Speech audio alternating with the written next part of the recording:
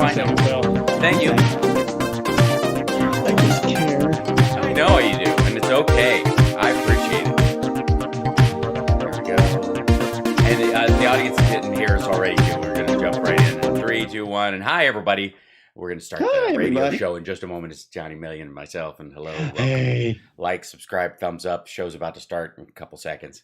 We'll be on our way in just a moment. So much craziness going on in the world, not the least of which there's apparently something going on in Kazakhstan. Yakshimesh. Oh yeah, I saw some headlines, but I did not dig into it. Yeah. I don't know that I must have it in here somewhere. 10 seconds. There it is. I knew I had it somewhere. Wee wah, indeed. Yeah, right. Ladies and gentlemen, can I please have your attention? And I need all of you to stop what you're doing and listen. Now, live from Chicago, the Hal Sparks radio program Mega Worldwide. I have come here to chew bubblegum and kick ass. Hal Sparks, actor, comedian, and multimedia personality. And I'm all out of bubblegum. Hal Sparks. All right, let's do this. So much craziness this week. Of course, January 6th whimpered by this week. You know, it kind of... that was pretty awesome. Like, I kind of forgot about it for a long time. It was kind of lovely in that regard. I mean, there was an attempt, certainly, to... I mean, I'm not downplaying the threat or recognizing, lacking recognition for the insanity that was that day, but also... turning it into a potential recurring 9/11 is a bit of a mistake. Yeah. I think people are, news media a bit trying to remind people what the attack was really about, and that it was not some sort of like tourist taking a wrong turn situation like the right wants to push it as. And Ted Cruz groveling on Tucker Carlson this week to try and hide that very fact. When he called it a terrorist act, which it was under every definition of terrorism. If you try to use violence or the threat of violence to manipulate the politics of a country or a system, that's terrorism. That's what it is. He said it like 3 different times on the record. Yeah, right. And Tucker made him walk it back 9 different times. And the idea was that, all they did was attack cops. It wasn't terrorism. Why is it terrorism? Because they were trying to stop, I guess, the hang Mike Pence and the building of the gallows and the threatening to shoot Nancy Pelosi and murder AOC and literally storming the nation's capital to stop the counting of electoral votes. Doesn't qualify as a politically manipulative act in any way. All right, it's just silly. I mean, the argument was ridiculous, but and an ongoing problem that the right has had is that, on the one hand, they yell at Democrats for, tarnishing them and saying that they are all like the January 6th people who attacked cops. And I don't remember ever doing that. But they tend to have this thing where they just cannot let go of them. They will not quit cloaking these people in Republican normalcy.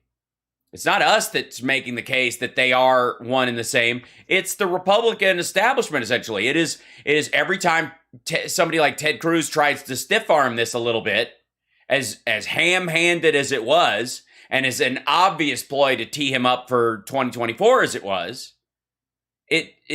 he has to walk it back because everybody's like, no, they are us. That's not terrorism. That's a legit aspect of Republican politics these days.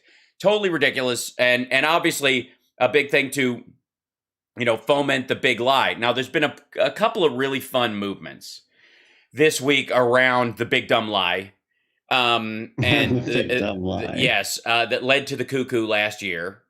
The crazy coup that actually had zero chance of succeeding.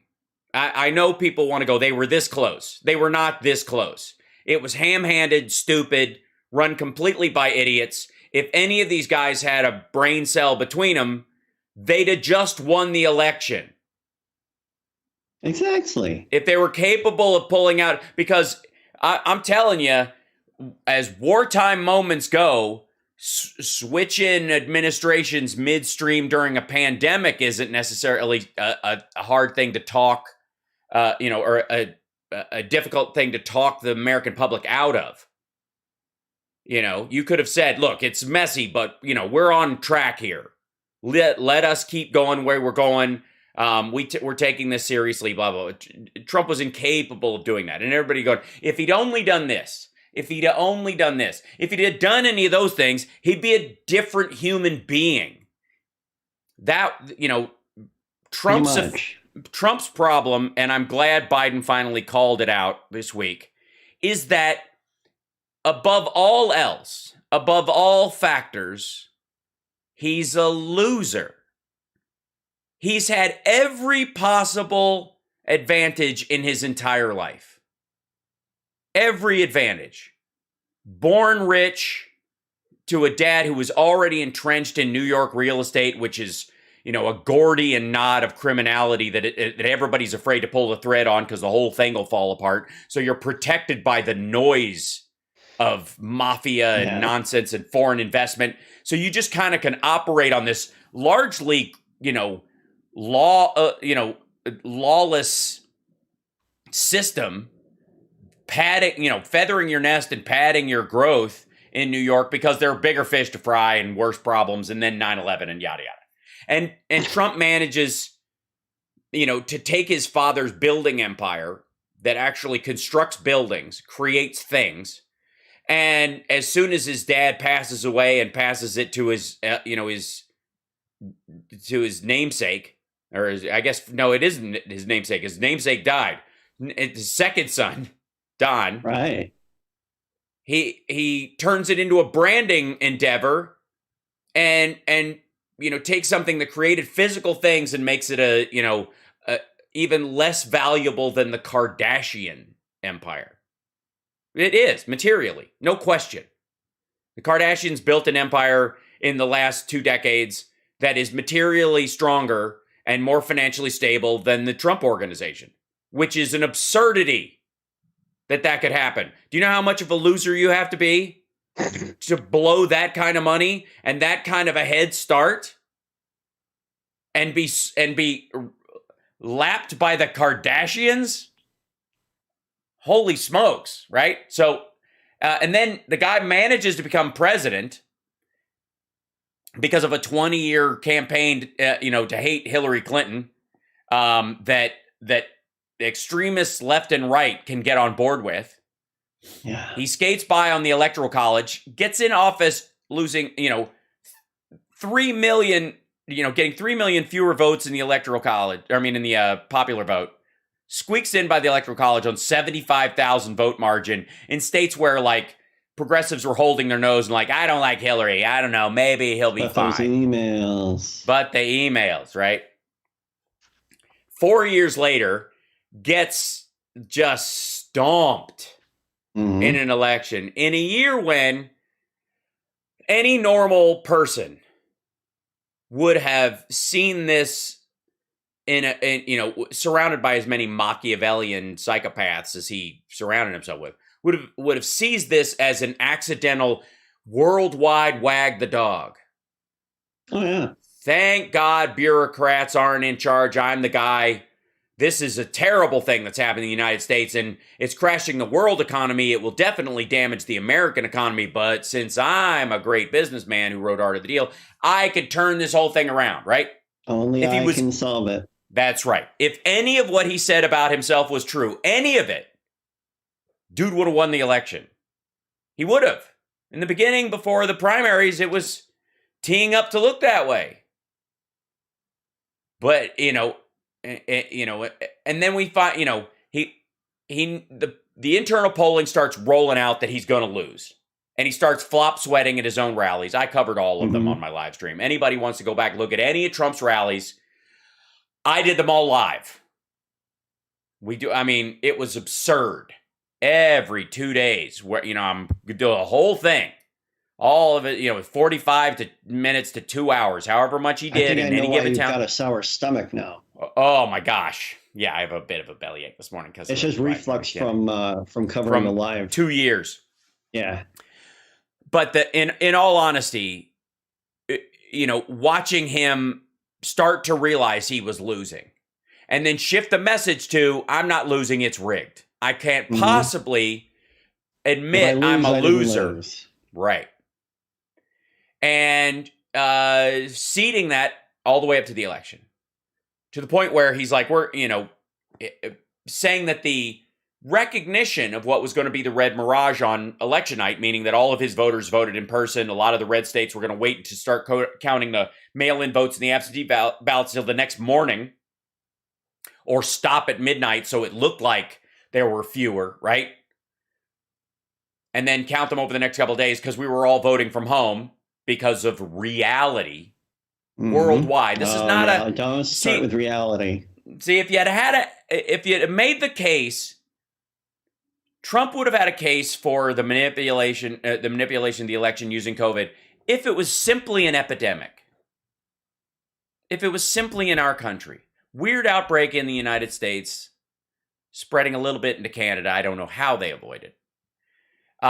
Is used by Democrats to manipulate. This is worldwide. There's no question. Worldwide, sciences, societies, governments fighting this thing as hard as they can, watching their citizens die, watching their medical systems being overwhelmed. The reality of it, worldwide. But suddenly it was a gift to Democrats, even though the Democrats set up a pandemic response team and Trump scuttled it. Had it been in place, we might have been ahead of the ball and really, yes, man, we've never. Well, I mean, I guess it did. It did have a chance with some of the other the bird flu and the SARS and things like that. I guess it was in place then, but boy, I really wonder what it would have been like had we had that in place. Well, I don't think we would have been able to fully avoid the damage coming because it would have been large. But I will say that had it been in place and had it been more effective, there's a very strong chance that it wouldn't have hit, the worst of it wouldn't have hit until possibly after the election. We might have been able to stave off the Trump administration might have been able to look like they were staving off the worst of it until the election itself by looking competent, by simply just using the system the Obama administration left for them.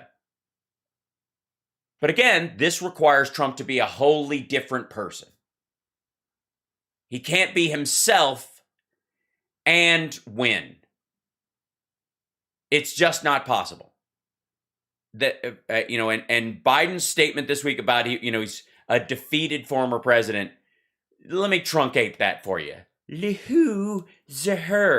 Loser. He's a loser. Every time he's just about to grab the brass ring because somebody else is giving him a lift, he misses it. He whiffs it. Borrows $56 million from his brother and sister's trust fund to keep the Trump organization of the lights on. Not to invest in something to make some sort of fantastic deal that'll set them up for the next decade. No, $56 million for spackle. The money that he's raised from all of his people to fight election fraud and all that stuff, it's all gone. It's all gone. This war chest idea is nonsense. It's as transparent as Chinese COVID numbers. It's silly. No wonder he got along with Xi Jinping and Putin. They all tell the same story. Everything is fine. I'm awesome. Nobody can handle this but me, and I'm the strongest person you can put in charge of it. None of it being true. We got to take a break. When we come back, the cyber ninjas shut down this week. Yeah.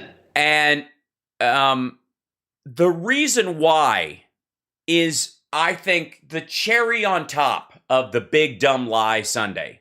We'll be back right after this. You're listening to the Hal Sparks radio program Mega Worldwide on WCPT Radio, Chicago's Progressive Talk, AM 820. WCPT820.com is the website if you want to listen to all your favorite progressive podcasters and radio personalities. They do both now because of the Sexy Liberal Podcasting Network. You can also get this show in chunks on there as well. Go to sexyliberal.com. And let's see. That's all the websites I can talk about in one break. We'll be back.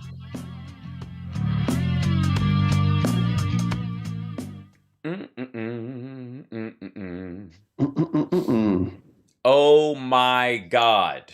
The Cyber Ninjas thing is funny.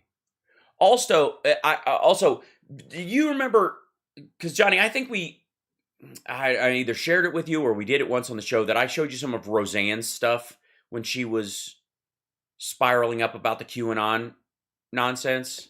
Oh, that sounds familiar. I forgot, but yeah. Like a year and a half ago, right in the middle of all this shit, like late fall around the election, because they were all like, the storm is coming. She was all wound up in the Q thing.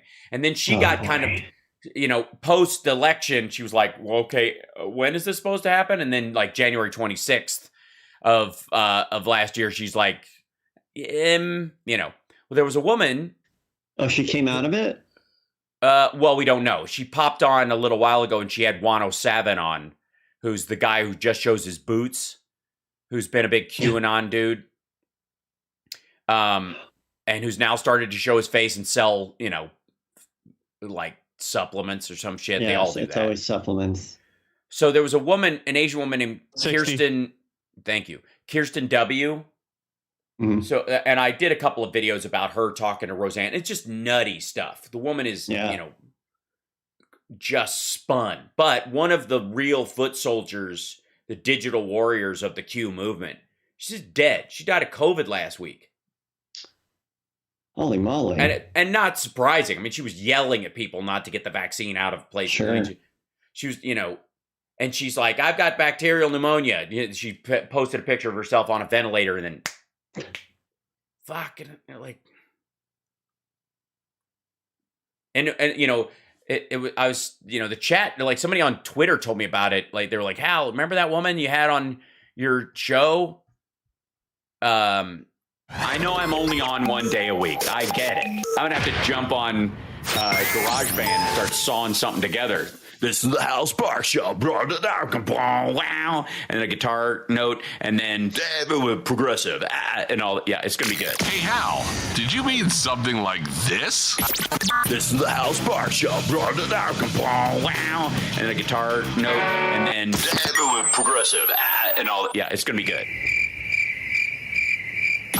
The Hal Sparks radio program, Mega Worldwide. Yeah, it's going to be good.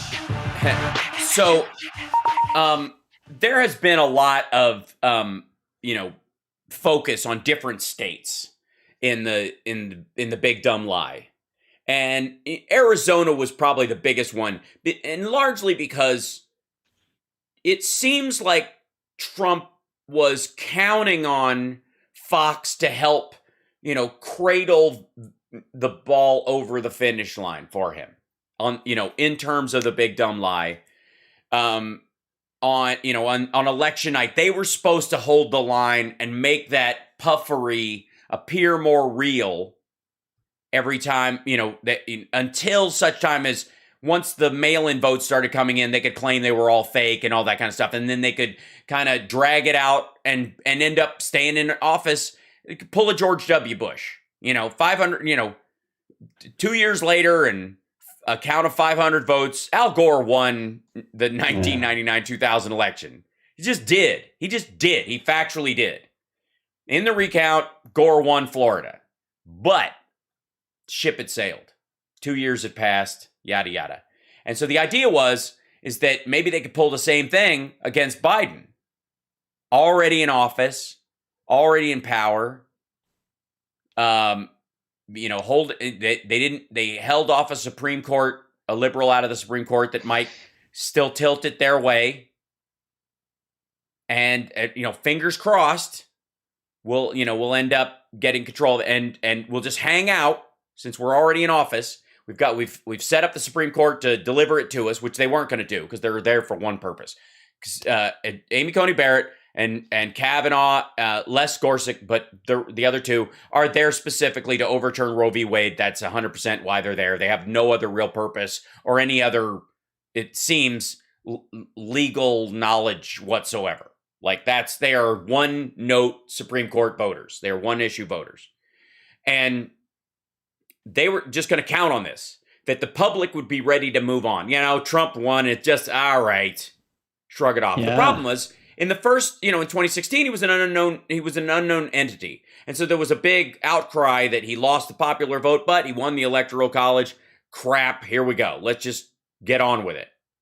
Nobody was prepared to do that. Not at the clip we were losing people, not at his kind of ham-handed way that he was going to roll out the vaccines, not at this, we're getting out of Afghanistan while staying at the same time nonsense. All that. We just weren't going to do it anymore. And his just sort of disassociation from anything domestically related to, the internal workings of the United States other than a control point and money making. And it was because it was the only thing he kind of understood was transactional relationships. So Arizona, though, was the tipping point for it's where his brain snapped. He didn't like Wisconsin. Doesn't it was Georgia when he called and asked for that very specific amount of votes? No. That was like where the desperation made him do stupid things. The switch was thrown, oh my God, we're behind the 8 ball, this is done. What the heck just happened? Was when Fox called Arizona for Biden. Which is not only the case, and was always the case, and is still the case, but became more the case after the Cyber Ninjas audit. There was recount upon recount. Cyber Ninjas did an audit, ended up giving more votes to Biden. Same with the Wisconsin recount. Every time they do one of these things, in all these Republican, largely held states, it is, if you're going to go conspiratorial and suspicious, it is very strange that Republicans in states that Trump lost by a whisper are telling him, dude, don't look. Because every time they look, they find more Biden votes. If there was a tee-up or anybody trying to give him a little bit of a benefit, he still lost anyways. And they're like, well, we could only fix so much. Remember the whole thing about, Rudy's whole storyline was that the algorithm broke. They had planned for a certain number of fake votes, but it was too much, so they had to go print some or whatever, which sounds like that was their plan because it's so very oddly specific and also nonsense. It sounds like they were trying to help him win. They couldn't possibly do enough without being overt and getting caught, and so therefore they were like, all right, he lost, but only by a little. And then every time somebody, Trump goes, I didn't lose, I want to look. They're like, dude, don't look. Stop it. Trust us. You do not want to look into this. Because what you will find is if there are any fake votes, like the villages in Florida, they're all Trump voters. If somebody reran ballots to try and get them to count twice, it was a dude who'd worked for the RNC who was volunteering. Over and over. Yeah, over and over and over again. Thank you, Melissa, for the super chat. He absolutely lost, and embarrassingly so, in keeping with his entire life. The man is selling a coffee table book to keep the lights on at Mar-a-Lago right now. I'm not kidding. This is just stage 5 of him fleecing his followers and giving them this, allowing him to play footsie with people who are like, you going to run again? We just covered on my live stream yesterday, John, this Glenn Beck interview he did in November that he just aired. And Glenn Beck has COVID or some sort of major head cold or whatever. He sounds awful. And he's had COVID before. So he's not a healthy dude anyways.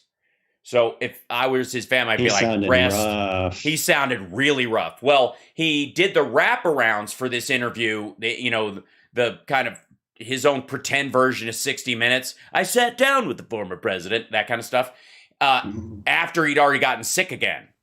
And and then he's been worse day by day. He's now doing the show from the garage while everybody on his other, on the Blaze is doing their show from inside the studio or wherever. Like they're sequestering him away for serious reasons from everybody. And everybody on that show, bless their heart, has massive comorbidities. That's all I'm saying. It is visually apparent. It's not a good thing.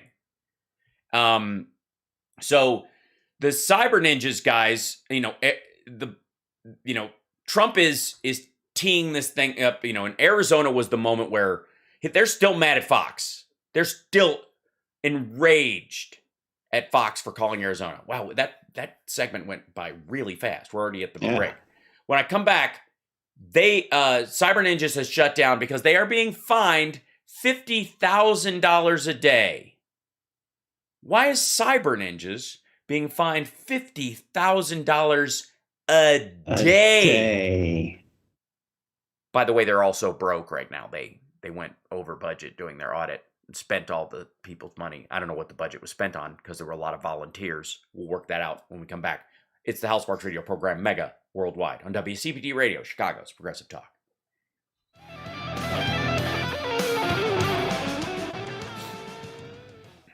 Oh my God, this is so funny. The whole story is hilarious. I'll I have to send you this. And it's the Republican dude, who, the GOP supervisor of it, and the MAGA people are freaking out about it. Oh God, it's so good. It's just so good. And it's so like on the nose. It's like beyond silly. And how is it? Whoops. How is it that they turn on cyber ninjas after court? Yes, amazing, dude. It's been a big week for maggots and their love-hate relationship with Trump right now. Because he, after he said he was boosted on the, on the Bill, I think he said it on the Bill O'Reilly first tour. And then he said it on Candace Owens again. He didn't say he was boosted. He just said he was vaccinated. He was encouraging people to do it. That, she's running interference. Everybody's just dodging in front of the bus for him. And it's not working. No. And yeah. When was the last time Biden golfed? Yeah, I don't know. I mean, here, the big thing with Biden is he's taken 31 vacations. Like, he goes home to Delaware for the weekend sometimes. Like, thank you. Half the weekends this year, he's gone home to the house over the weekend instead of going to Camp David or whatever. And they, when they go someplace, he doesn't go to his property and charge the Secret Service. They already have a system from when he was vice president for this very thing. The budget for it is incredibly small. I know I'm only on one day a week. I get it. I'm going to have to jump on GarageBand and start sawing something together. This is the Hal Sparks Show. Wow. And a guitar note, and then progressive. And all. Yeah, it's going to be good. Hey, Hal, we can use the other did bumpers. you mean something like this? No, this is the Hal Sparks Show. Yeah. Wow. And a guitar note, and then progressive. And all. Yeah, it's going to be good. Everywhere. The Hal Sparks radio program, Mega Worldwide. Yeah, I'm starting to understand why I don't have as much time to talk during my segments, because Devin's bumpers are 3 minutes long. All right, so we got 831 people just in the chat on right now. That's crazy. We're regularly hitting over 1,000 people in our chat daily on the live stream. It's amazing, and I thank you guys for showing up and giving me the gift of your ears and your eyes, and most importantly, your time. Because that's something nobody gets back, and we always like to remind our trolls of that. Like, we all share this time willingly. We're happy to be here. We're having a good time. The trolls are giving their time away to me. Oh, it feels so good. Yeah. I'm just saying. So I want to thank all the trolls who tune in, both on the radio and at home and on the live stream and in the chat. And when you guys show up, especially when you type things into the chat, because it expands us out into the metaverse. It jacks up that old algorithm. It's a beautiful thing. So it's so funny that these folks that follow Trump and think no press is good press don't understand that what the purpose of the no press is bad press. Concept is that it gets your eyeballs and holds that attention so it can sell you something, which is exactly what they are victims of currently while they are trolling me and whatever. It's great. It's just really nice. Also, we don't hate you, and please get vaccinated and don't die. I'd rather argue with you about policy than see you on a ventilator and have an I told you so stupid thing and have people make Darwin jokes about you. I don't want that to happen. I have no interest in it. And again, we said this last week. If you don't believe in vaccines and all this stuff, and you're one of these nutcases who thinks now is the time to go into your bunker. Okay, you've been prepping all this time for the end of the world, where you go into your little, you took an old kerosene tank that you bought off a buddy who has a scrapyard, and you buried it in your yard, and you made a little manhole in it, and you created a water filtration system, and you filled it full of Jim Baker pancake powder and ramen noodles, and you bought one of those systems off of Amazon or Alibaba where you can filter your own urine, and you're living like Kevin Costner in Waterworld, but in an old tank, and then you wait in there until your Geiger counter says it's safe to go out. Right, that was the old thing, or until you stop hearing zombies clamoring. This is the time to do that. Head down into your cellar, stay there. We'll let you know when the coast is clear. All right. I'm sure you'll maintain Wi-Fi for a while until your bills aren't paid and your power gets shut off. But just make sure you put a little flag in the top that lets us know diver down or something, so we know to come get you at some point. So you're not like that Japanese soldier who was in the woods for 2 decades, thought the war was still going on. All right. And I know you're upset. They're very upset this week. Their Codependence Day. Just you wait anymore. January 6th. This shall be our Codependence Day, where we're all cling to the pants leg of Donald Trump. Tell me where to go, Daddy. Tell me what to do. You've been successful. Day. That's brilliant. Yeah. Well, thank you very much. I coined that. I'm very proud of it. And it's true. I mean, they are all looking to him and they need him and he needs them, and it's pathetic.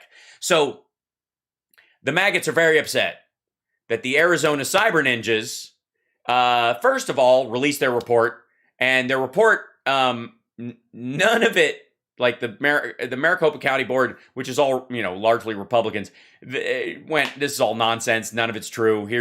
They used commercially available databases and said, there are 2 people with the same name who live in 2 different places. You're like, dummy, check middle names, birth dates, social security numbers. That's what we have. We have actual government numbers. You're using some sort of check if your nanny's got a criminal record, pay $15. And they use the demo version of a site like that. And they're just going, wait a minute. There are 2 Juan Rodriguez's in the state of Arizona? Like, come on. So, all right. These guys, their big thing was transparency, right? That's why they were, bringing in for whatever reason, Wi-Fi enabled microscopes into an area where they weren't supposed to have anything internet connected, looking for, panda semen in these ballots that were allegedly printed in China and brought over on boats that weren't even coming because COVID was going on. So there's the docks are all backed up. You imagine how many ballots are stuck out at sea? It's just sad. Anyways. Just you wait. Yeah, they're all going to arrive. Trump's like, my ballots just arrived. I ordered my own. They're here. So there is there's multiple stories about this, but this is MAGA audit fans turn on cyber ninjas after the court ruling. This is from the Daily Beast. After a disastrous day in court on Thursday, the company behind Arizona's chaotic Maricopa County election audit is disbanding. And now some right-wing fans are furiously wondering if it was just a big scam. Guys? Yes. Yes, it was. You were fleeced. Good morning, dum-dum. All your money was, you didn't learn anything after Steve Bannon took all your wall money and bought a boat? No? That didn't occur to you? That Trump pardoned a guy who the crime he pardoned him from was fleecing maggots for fake wall money. How? And then these guys are also the regular viewers of Steve Bannon's War Room podcast. This is the guy they go to. Not only did they give them their money, which, folks, welcome to the world of Sparksisms, is better to waste money than time because you can get more money. I understand you got suckered with your cash. You sent it to Cyber Ninjas. You sent it to Steve Bannon. But stop giving him your time. You can't get that back.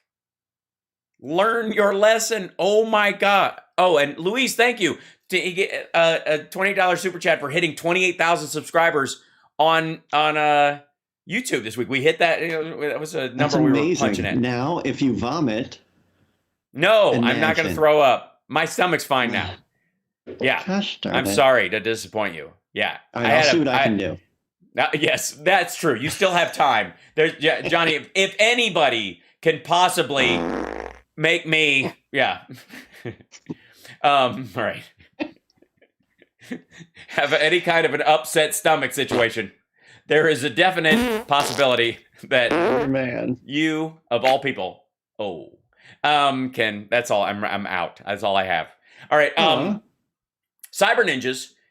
I love how they try to legitimize this in the story on Daily Beast. You guys try so hard to make this actually seem like it's something coherent and real. You know what I mean? It's like when you try to talk about, like, you're looking at a mirage and then you start talking about what water is. Right. I know what water is. That ain't water.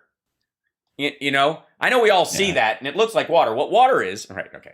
Cyber Ninjas, a small Florida-based cybersecurity firm, was always a controversial choice to handle Maricopa County voters' ballots. Yeah, because they'd never done anything like this. The company had, no election experience, and its founder, Doug Logan, was involved in promoting 2020 election fraud hoaxes online. Well, of course, how do you think he got the job?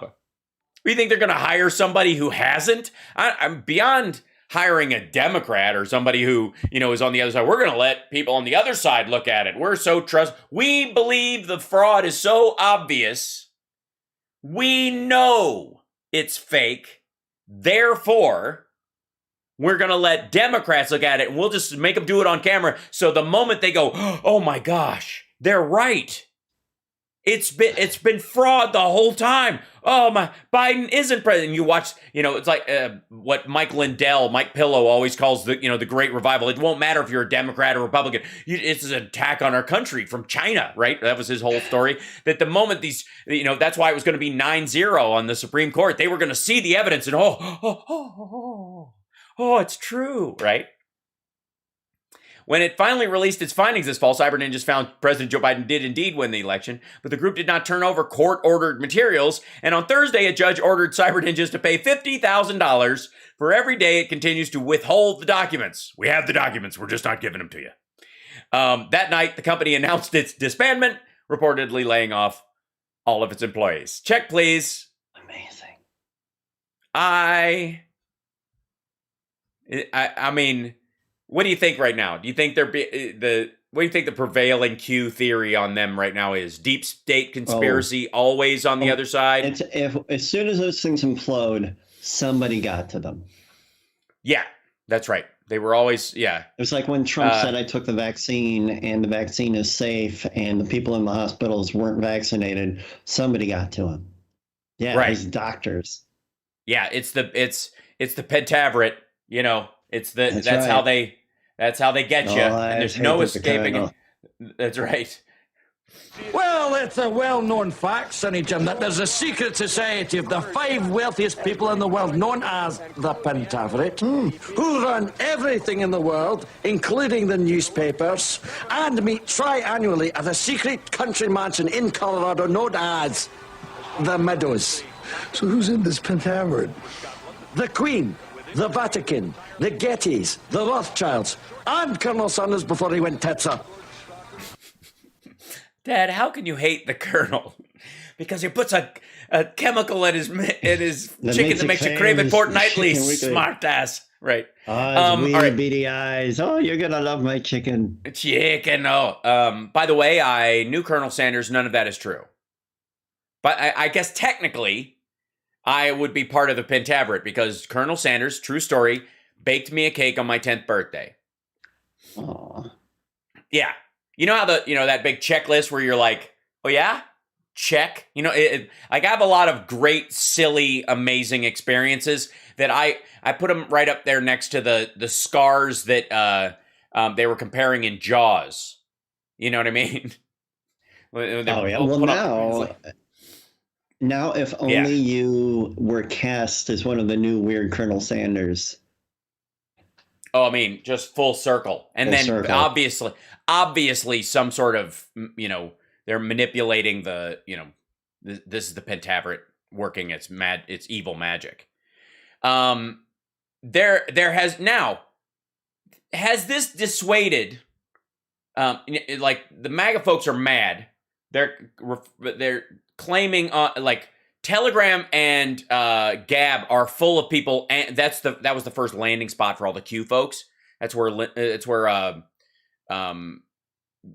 Wood is. It's where Sidney Powell has a channel. It's where Marjorie Taylor Greene talks to the faithful. They go to Telegram to do this, and on Telegram they're really mad that the Arizona guys failed to do anything, didn't change a thing, gave Biden more votes, and now they're disappearing without handing over documents. Now it's deep state central. All these guys do is step on rugs and go, I don't know, yank that corner. Maybe my head will hit the pavement harder. We got to take a break. We'll be back right after this. It's the Hal Sparks Radio program, Mega Worldwide. Don't forget to subscribe at infotainmentwars.com. We have the documents. We just don't care to show them. And twitch.tv/Hal Sparks. Subscribe today. If you have Amazon Prime, you can subscribe and it doesn't cost you a dime. We'll be back.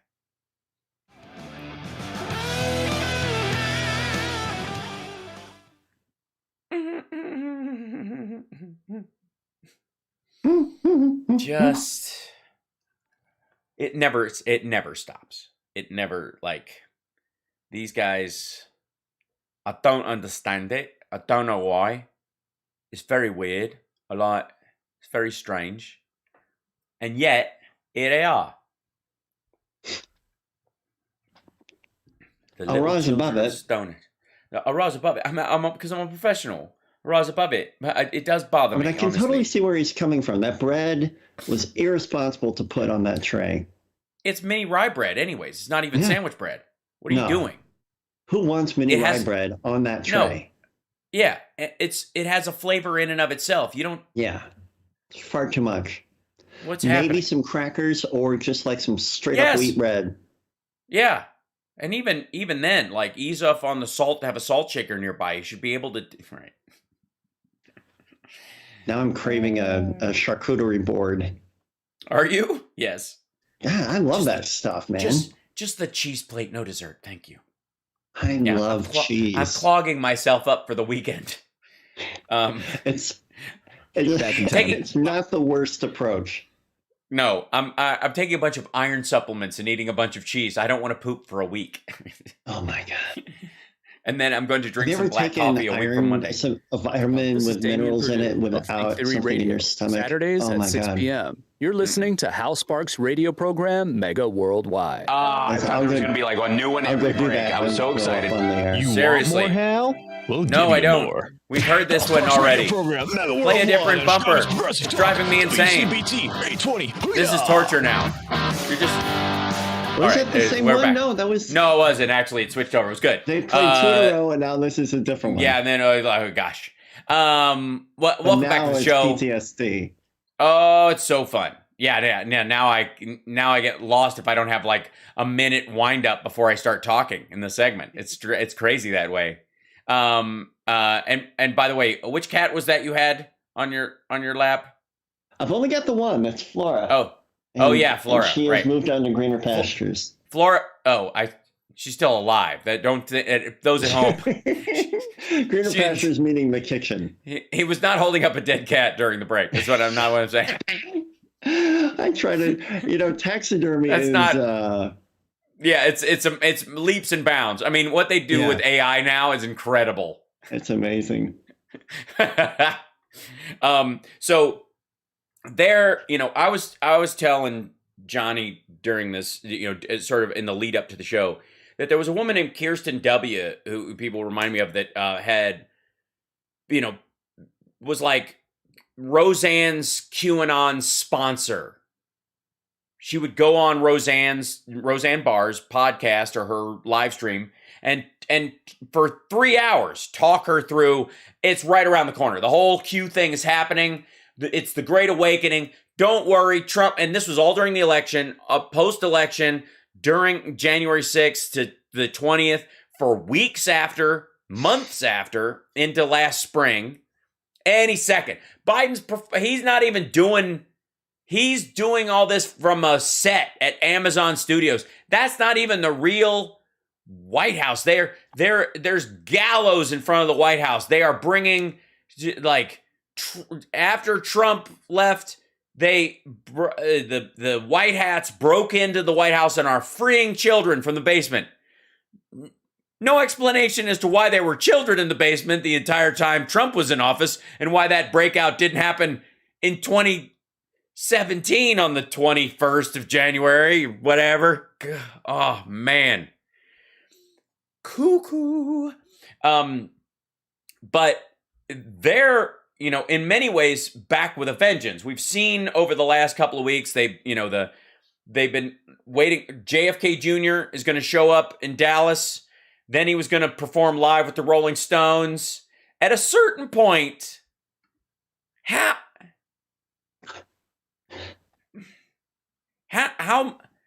prideful do you have to be? Oh. And I mean this sincerely. Like how much just bulletproof you need to save face so badly that you are just all in on anything. You bought in for a penny, in for a pound. Every single poker game, it's just shove all your chips in and go, this is the day. Derpity doo. I am amazed. Yeah. Obviously there have been people who've jumped ship and there's been people who've shown up on, CNN and going, talk to Anderson Cooper. I thought you ate babies. Remember that guy? Oh, yeah. And that was actually like the most humble former Q person I've ever witnessed. Yes.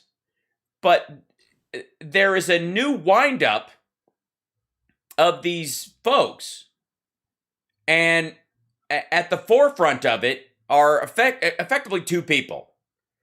Ron Johnson and Donald Trump. Johnson is this kind of, of Wisconsin. Ron Johnson, Wisconsin. Johnson. The guy who spent July 4th in 2018 in Russia with Vladimir Putin with no press present, having a closed-door meeting with him to negotiate something or other. Whatever. And, we don't know. We can't know, because they were, I guess, the swamp was so drained, there's nothing even to look at. How can we possibly know? So meanwhile, Trump's been he's all in on this thing. And mainly the question of, at some point, did he believe it or not believe it, is that ship has sailed. At this point, he's like somebody who's, committed a crime and convinced themselves they haven't. And they just, they tell themselves a lie so many times they've suddenly believed it. They believe it. He's all in. At this point, he knows it was ripped out. And nobody around him is allowed to tell him different. He's gotten rid of all those people. Now, the people and his staff knows he lost. But they don't bring it up. Yeah. And what their entire job is to stiff arm the Sidney Powells and the Lynn Woods of the world to keep him in manageable versions of crazy and limit the interviews that he does where he goes off on that kind of stuff to crap no one watches, like Candace Owens' Daily Wire show or The Blaze. Effectively, right-wing internet cul-de-sacs. Do they have viewers? Yes. but they don't have any new viewers. That viewership is not expanding. They're not convincing anyone. Yeah. They're not drawing a crowd. They're preying on a crowd. They have penned the animal, and they are living off of its milk. That's really what it is right now. They are not while giving themselves the illusion of being hunter-gatherers. They're the, whatever, Brooks and Dunn. Weren't they the guys that, like, shot a stake-down caged bear and were like, I'm a bear hunter? Like, that kind of stuff. Oh, I hope not. They do that with their own audience. And so does Steve Bannon. Steve Bannon's show doesn't have new viewers. Genuinely, all it does is lose viewers. And they putter along with the because they've yes, right, yes. Oh, we just hit 1,000 in the chat room. Welcome, thanks everybody. Once we hit 1,000, if you feel like doing it, $10 in the super chat is a lovely way to support the show. If you don't, that's fine, and it's awesome and whatever. Anyway, so I have to remind everybody in the chat reminds me to actually do this, and I thank you guys for doing it because I wouldn't do it without it. So Steve Bannon, is fighting appearing before the Jan 6 committee. As any truthful person who does not fear the public eye would do. Right? That's just what you do. That's what you do. Right. That's right. So, and it's because he knows he's on, if you know you're on the winning side, that's what you do, is you hide and avoid telling your winning side. That's what makes you a winner. Is the secret sauce of winning. If they're able to ask you questions, then people might learn your magic secret. What's the point, really, of winning, of being better? That's right. That's right. Anybody can win on the truth. It's way better to win by never having to tell the truth. You know what I mean? Keep the truth to yourself. And so Steve Bannon has this thing where he's going to fight this to the end, and they pick the wrong guy, and also naval jargon. Right? He uses a lot of Navy jargon, tip of the spear and all this other stuff because, yeah. And he loves that. Meanwhile, oh, God. Meanwhile, shirt. Yes, yeah. Meanwhile, stacking clothing like he's Columbo going undercover on Skid Row. And You're then not going to see his nipples. Thanks for finding the silver lining, John. You always do. I appreciate it. So, Steve Bannon just took out a weird loan to seemingly pay for his legal bills, which apparently are no problem, and he's doing just fine, and aren't going to be, and he, I guess, I don't even know why you need a lawyer. If you got executive privilege and you can plead the fifth, go in on the cheap, bro. What are you paying all this money for? So, it sure isn't for soap. Trump advisor Steve Bannon sought a loan against a Connecticut property that he doesn't even own. 3 weeks after being indicted for defying a subpoena from the House Select Committee investigating the January 6th insurrection, according to documents reviewed by the Daily Beast. This was right after they found him in contempt. The materials addressed directly to Bannon at the $1.5 million Stone estate in the suburban town of Wilton do not reveal the amount of money sought, nor what Bannon sought it for. They do, however, date the loan application to December 2nd, 2021, roughly 3 weeks after a grand jury indicted Bannon for refusing to testify before the House committee probing the Jan 6 riot, and around 2 weeks following his initial appearance in federal court. They also indicate Bannon attempted to borrow the dough from a Phoenix branch of a Kansas State Bank, KS State Bank, a Kansas-based lender via Delaware Limited Liability Company named for the home's address. So he sets up a corporation in Biden's home state because it's corporate friendly, and borrows money from a Kansas lender, which I'm sure we'll find out was a Trump-friendly bank, on a piece of property he doesn't even own, to pay legal bills for something that he thinks he doesn't even have to fight because the truth is on his side. It all makes sense. What I recommend is maggots, Trumpsters, supporters of Donald Trump, please continue to send your money to Donald Trump at donaldjtrump.com. Sign up for a recurring donation. And go watch Steve Bannon's podcast and buy all of his sponsors' stuff because money well spent. Money and time well spent. Good on you. Good judge of character. Yet again. We'll be back.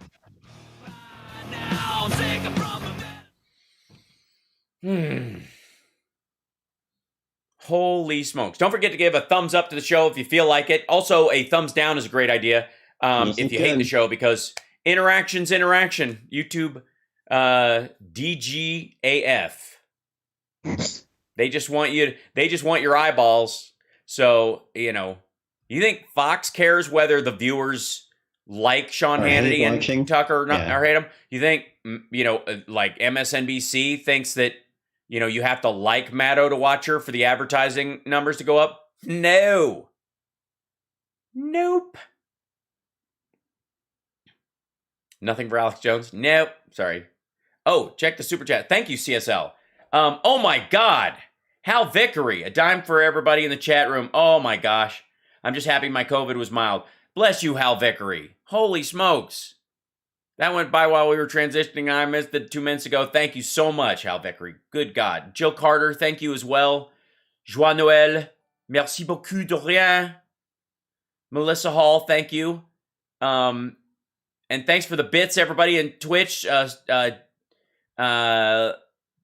see. And thanks for the hostings and the follows. That's really good. Melissa, thank you as well. Oh my God, Hal, you don't know how much it meant to us, the rest of the world. That Dumpty was outvoted. We needed him and the minions gone to move ahead. Yeah, and they're not coming back, kids. They are not. And I did get a chance to say thank you to Luis and Melissa. And Aggie. Oh my gosh, there you are. From Sweden. And Lori Latt and Carol Kopp. Sometimes I feel like Aggie and some of our Australian fans are single-handedly holding down our Mega Worldwide status. Just by being with us on the regular, Because that's, the funny part is that, where the name came from? I initially, in kind of a 90s grunge way, was all about calling the radio show the Hal Sparks radio program. Like when we were trying to think of what we would call it and blah, blah, blah. And I was like, don't call it anything. Just call it the Hal Sparks radio program. And it's way easier to do that order. And somebody accidentally wrote down, because we were doing HSRP, somebody accidentally wrote down HSRPM, like rotations per minute. Mm-hmm. And I had to make the M mean something. So I jokingly made it Mega Worldwide. So I could keep the audience. Because HSRPM flowed better. And so Mega Worldwide was kind of the idea that, hey, you're on the internet. It's everywhere. It's crazy Mega Worldwide. It's impressive. I love you guys in Australia as well. Melissa, I apologize for not having been to Australia yet. Same. Apparently, they're trying to keep me out of the country. That's the only way to get booked in Australia right now, is to pretend that you're an enemy of the government. Okay. But not actually be. Right, sure. You complain. Yeah, you complain to audiences that you're not allowed in the country when the government really doesn't give a crap, and then you go anyways. Yeah. It works for all the right wingers. Do that. They're gonna kick me out, and they're never gonna let me down there. And then they go and they have a huge crowd because people are like, oh my God, you finally made it. Like, of course they finally made it. They were never. Couldn't. All right. We're almost there. We got Russian trolls. They count. Yes, we do. That's true. Russian trolls. Hey. Appreciate you guys being here. Hey, man. Those guys have a rough life. Not all the trolls are Russian. No. I'm sure some of them are, natively Macedonian and just hired by Russia. and a couple of them 60 are. seconds, guys. Thank you. Are the fish with hooks caught in their lip? They're Americans or Canadians or North Americans that buy all the troll stuff from overseas and are like, oh my God, I'm not alone in my crazy thoughts. And then that gives them their oomph to go out and I'm part of the silent majority. Okay. Good for you.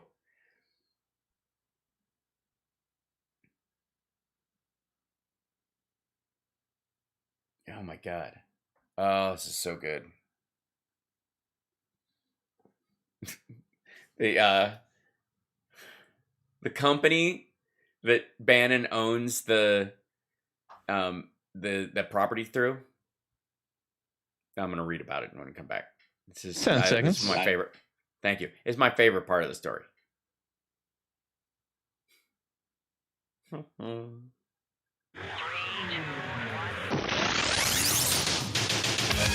listening to the Hal Sparks radio program, Mega Worldwide. I've had people walk out of me before, but not when I was being so charming. Video streaming at halsparks.com. I don't care for you or for the putrid sludge you're troweling out. Face little pimp-stick. True progressive talk. Might be a good time for you guys to give up. Welcome back to the show. So, it's hard to pick some of my favorite parts of the story, like the cyber ninjas when they were looking for, panda poo and other CSI level excrement in the ballots that clearly paper made in China that would have, it was bamboo fibers they were looking at for some reason, like whatever. The level of, that was one of my favorite parts of it. The fact that there was a cage that people had to have permission to go into, but apparently didn't care if anybody took stuff out of the cage. So what's the point of a cage? Let's try that with a lion. Let me know how that works out. We have a cage that we're not allowed to go into, but the lion is allowed to come out of. I see. It's good. Nice construction. Yeah, right. So there's a lot of fun parts about the, Bannon being singularly the most physically off-putting human on in the right-wing vlogosphere. And that's saying a lot. And it is. He's got a lot of competition. Yeah, because Ben Shapiro has his own kind of wound up, Ed Kemper energy.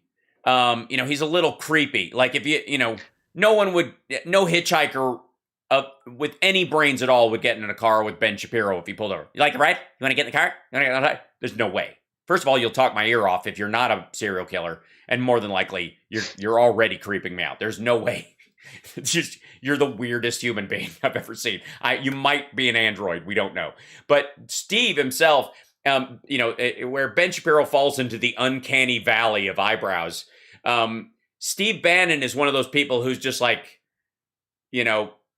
soap's a left-wing conspiracy. You know what I mean? Who he clearly believes that American society fell when body wash was invented. You know what I mean? Once we stopped, when we moved away from... He would never use like one of the scrunchies that foams up and everything. Oh, yeah. No. A loofah? Yeah, no, he's anti-loofah all the time. After he saw they used a loofah to take down Bill O'Reilly, he's like, I'm not bathing at all. Like, it was just bare. So, but the funniest part of it is that Steve Bannon, who of course was bailed out, pardoned by Donald Trump for fleecing maggots out of money to build a fake wall. Just, that's beautiful.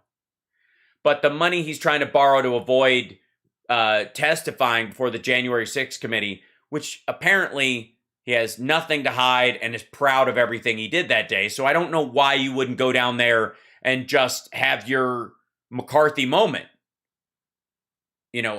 Have you no decency, sir? Like that. Where is that moment? Right? Go have it. What's stopping you? But he borrowed money to pay his fancy lawyers, so he wouldn't have to go do it. And the money he borrowed was on a piece of property he doesn't own, that's owned by a charity that he set up under a dummy corporation with Guo Wenguai, a Chinese dissident billionaire. Which is, it's called the Rule of Law Society. The Rule of Law, folks, he is borrowing money on a defunct a piece of property owned by a defunct charity that he purchased with funds from a Chinese dissident to avoid testifying about his participation in the biggest attack on our government since the Civil War. I mean, That's it's just and it's called and the organization he set up is called the Rule of Law Society. No. It's just, I mean, it's precious. It's precious. And the fact that it's one of those things where, like, remember when Trump's like deal with the Inquirer came out, and the name of the fellow who ran the Inquirer came out? Do you know the name of the guy from the Inquirer when his name came up? I don't want to tell you. People in the chat room will know. Anybody in the chat room want to tell Johnny Million? And I want to be there when he realizes this. Just like a Democrat on the floor of the Arizona audit. The moment he realizes that it's all been a great lie. What's his last name? It's showing up in the chat right now, Johnny Million. Check it out. His first name, David. Last name. Can you see it, Johnny? Do you see the chat? Yeah.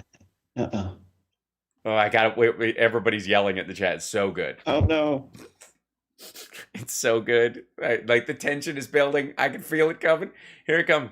I can feel it coming in the air tonight.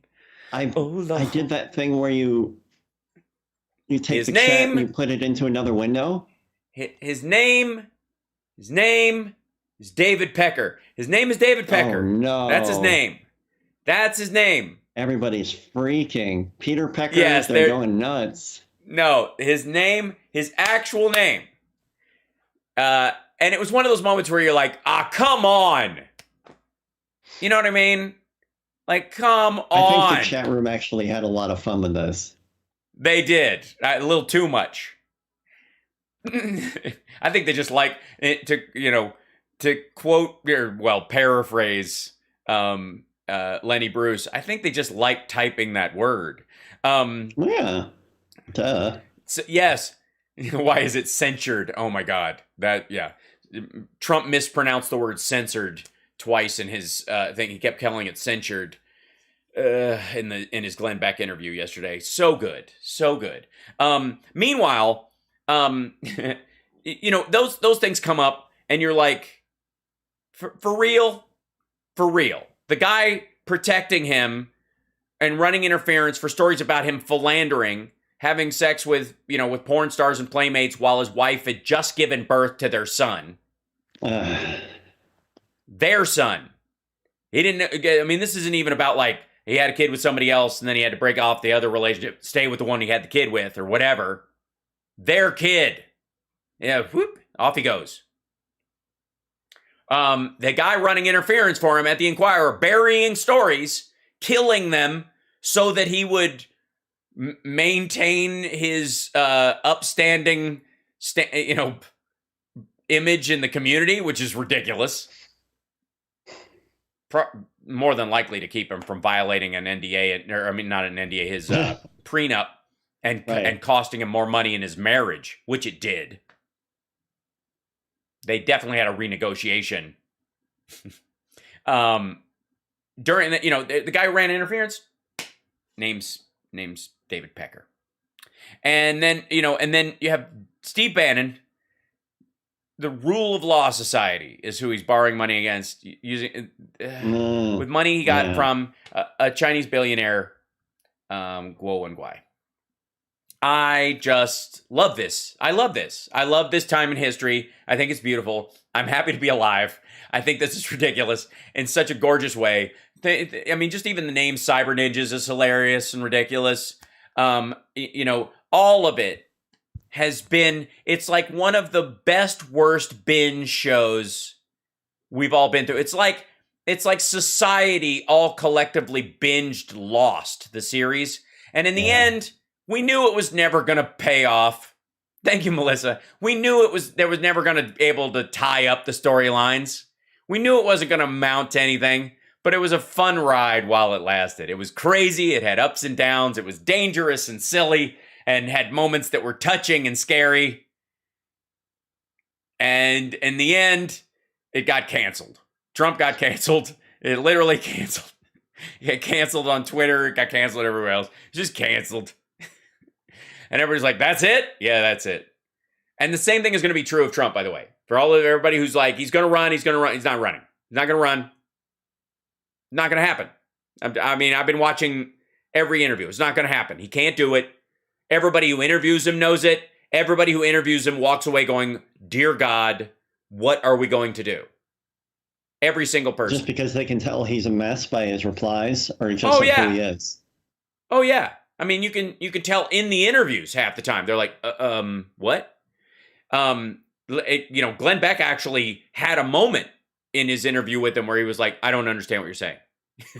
Which you're not supposed to say. That's the cardinal sin. And by the way, all people who are interviewing Trump and all people who are watching Trump interviews going forward, when he says what you're doing is great, I love you, and you're very well respected to the reporter he's talking to or whoever's interviewing him, that's him telling his staff he's done. He did it to Lindell, he did it to Candace Owens, he did it to Glenn Beck. That's his out. He's not going to tell you guys you only have a certain amount of time because that will get out.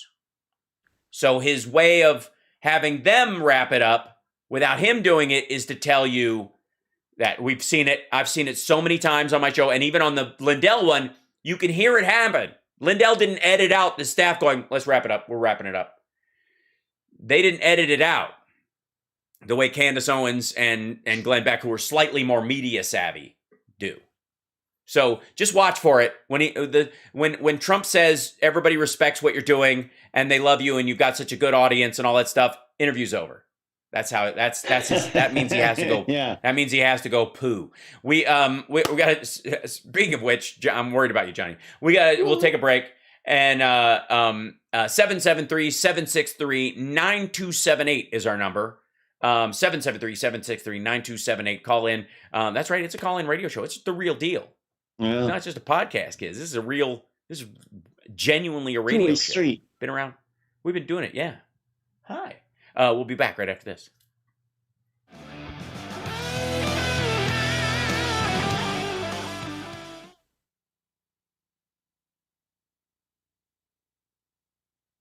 Mm-hmm.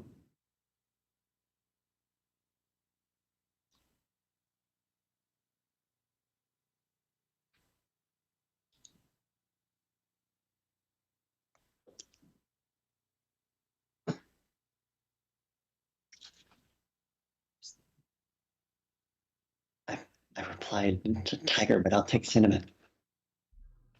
You what? We're all talking to our significant others on the. Yes, huh? I'm getting some T-shirts from my amazing wife. Yeah, like a maniac. Yeah, yeah. He thinks it's his gift. He was going nuts for it this morning. It looks like Freddy Krueger hit it. Yeah, he just like can't. My son got a Christmas gift from my dad's rather large Nerf gun, and it was too big to bring back in our bag. So I'm starting to understand why I don't have as much time to talk during my segments, because Devin's bumpers are 3 minutes long. You want a quick promo, Hal? You got a quick promo, Hal. Welcome back to the Hal Sparks Radio program. Megaworldwide, Chicago's Sports Talk, WCPT. Woo! Yeah! Love it. It's my new favorite one. I love that. I think today. They just now. They totally did. Yeah. I love it. I think it's fantastic. Way to go, guys. My girl just walked in to check on me, and she's like, "Your cat is shredding this box that's out in the hallway or whatever." And it's my son got a big Nerf rifle, like one of these insane, like the kind that. There are Nerf guns that you like run around the house and shoot them up with, like cops and robbers kind of stuff with, your kids and your friends. And then there's the ones where like, we're trying to get you interested in Sniper Academy. And this is one of those. It's just ridiculous. Like it's silly. It looks Sniper Academy. Yeah. It looks like something they would paint black and use as a prop in a Steven Seagal film where he doesn't have to walk very much. And I think there's literally one called The Sniper with him in it. Anyway, but my cat Chip has apparently thinks it's his gift and has been just shredding it all day, all morning. Like he was attacking it and tearing it to be like, he wants it open. Like, what is in this? How dare you leave a Christmas gift unwrapped? It's so funny. And he like just cannot. Can you calibrate its sight? Oh yeah, absolutely. Like it like it could shoot something. It's got the accuracy to hit something a mile away. It's just that Nerf bullets just won't they have to fight the wind. They're gonna have like AI guided Nerf bullets after a while. I have a Nerf Claymore. What's a Claymore? It's a What's mine. About a pound and a half. And there are so many places to go with all of those. Did you hear that? Yeah, it's a dickper. What's a dickper? To pee with. So it's just a silly gift. Anyways, moving on or whatever. 773-763-9278 is our number. Also, we live stream at infotainmentwars.com, and you can join the stream there, or at twitch.tv/HalSparks if you have a younger person in your house who will show you how to use the internet. That's where they go, because we have all sorts of fun emojis and things to play with over there once you subscribe and help us do hype trains and crazy things that are only available at this, on the weirder parts of the interwebs, where I am, by the way, at all times. I mean, that's one of the things. We're also on Facebook at the Hal Sparks page. You can do an @ now, Johnny, on your Facebook pages now. You have for a little while, and that's your, just like Twitter. They're like stealing that part of it. Are you joining the metaverse, Johnny? Are you going to be? Oh, I'm there. I've been there for so long. Your background looks way metaverse. I'm just saying, there's a very Minecrafty kind of Jetsons. I'm in the Matrix. Yeah, you've been there for a while. Why not? Yeah. Why not? Yeah. Have you, in all seriousness, have you read up about it? Because CES was just here in Vegas, and they, it was sort of like a truncated one. I mean, first of all, like where you're actually doing an alternative reality with an avatar and all that stuff? No, I haven't into that.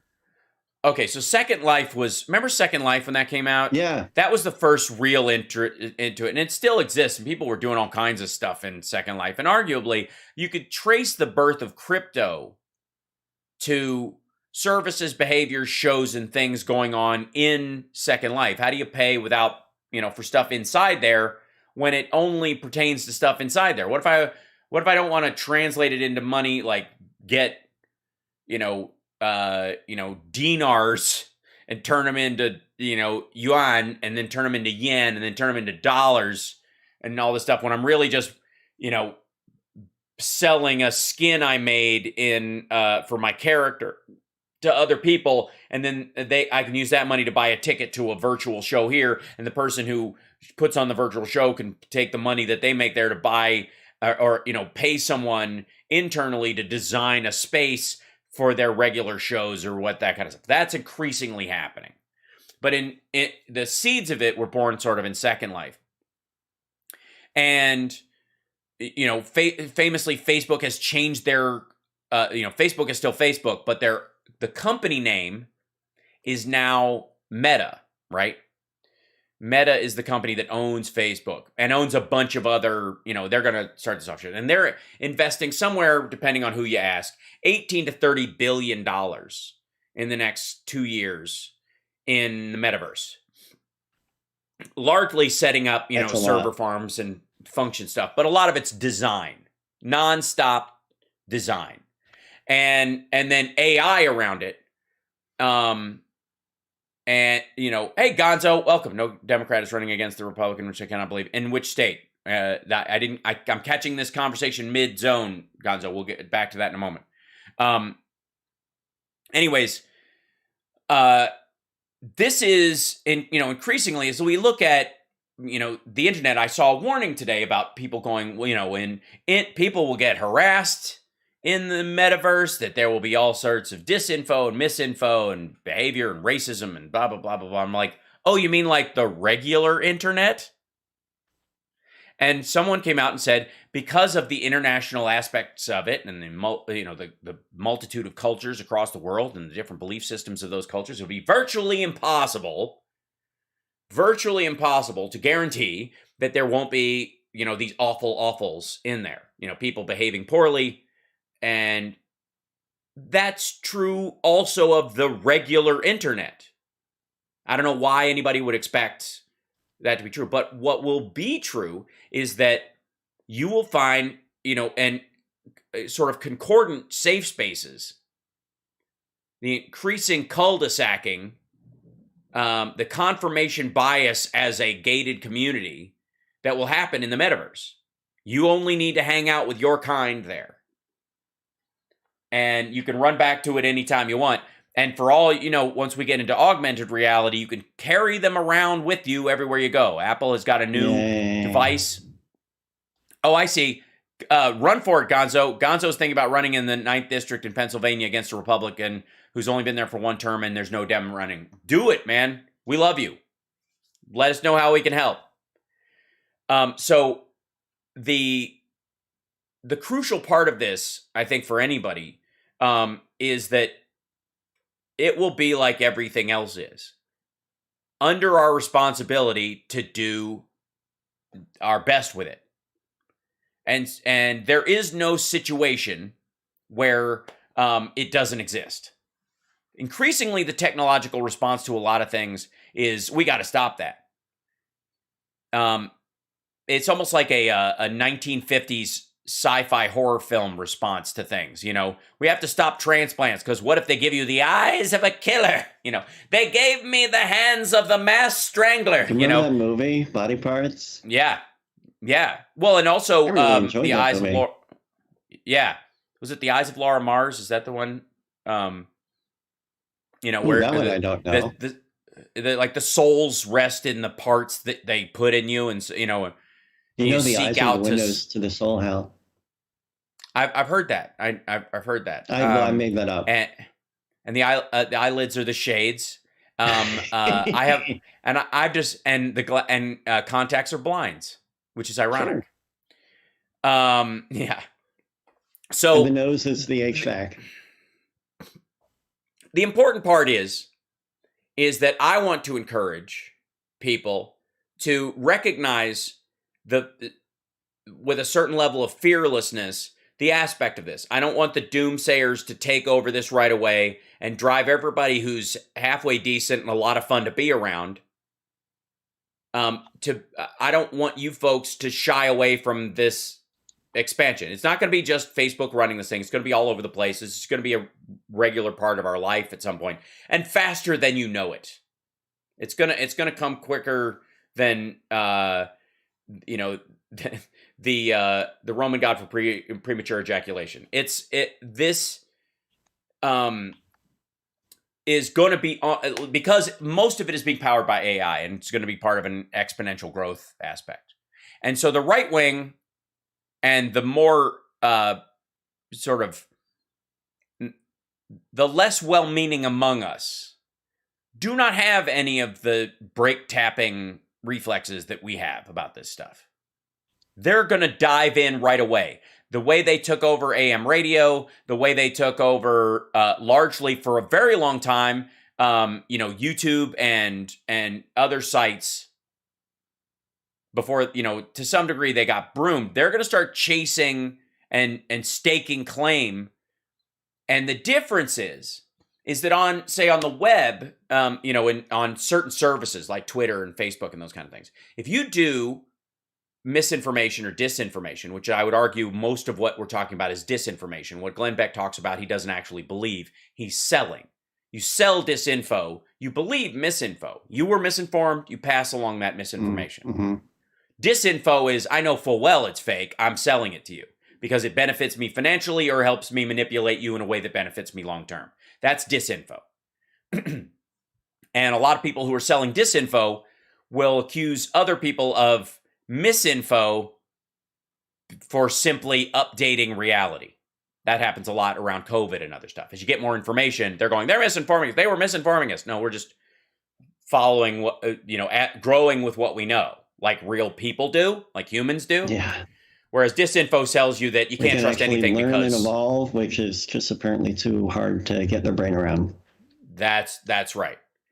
Now the difference will be in the metaverse is that you can buy property, private property within because nothing is housed on anyone's particular server. It is all like shared in the blockchain, the existence of it reses up based on what the viewer wants, not what the supplier is giving.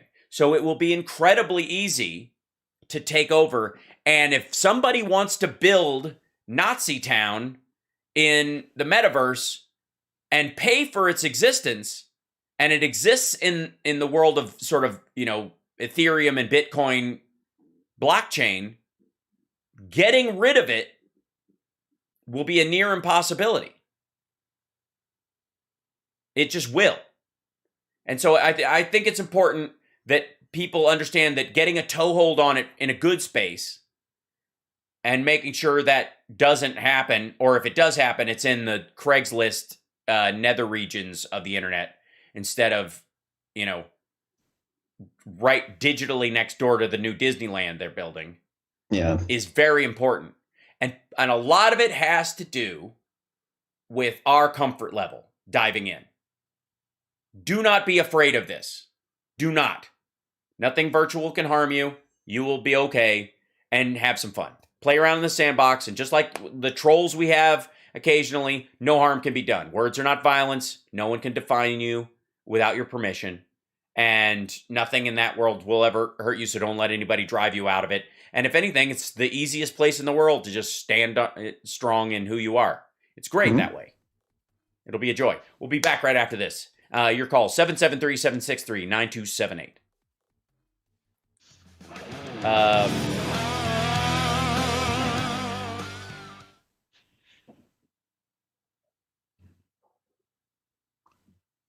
Yes, Gonzo, I saw just your regular one before I saw the super chat, so thank you very much. And I would say if you're really thinking about it, once you decide or you file your paperwork, as I'm finding out about stuff, don't talk about it in any context wherein you are spending or raising money until you know what you're doing. So super chatting me to say you're running it'll be a very small thing, but I don't want it to bite you in the ass on other shows if you do it elsewhere, if you go to other shows. Just say it. We'll get to it. If you want to say other stuff with super chats, always helpful. But I don't want you to run into, you're paying for accidental advertising or something like that. Right.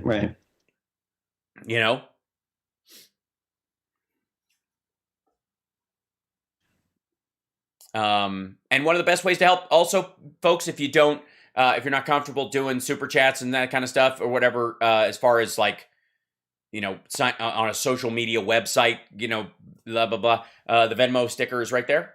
You just point your phone at that, and that will take you to where you can donate to the show using Venmo, if you use that. If you do. If you don't, and you just go just virtually hug me. Just go use the little hug emoji, and that's good too. We're just glad you're here. I won't be downloading. I doubt it. Boom.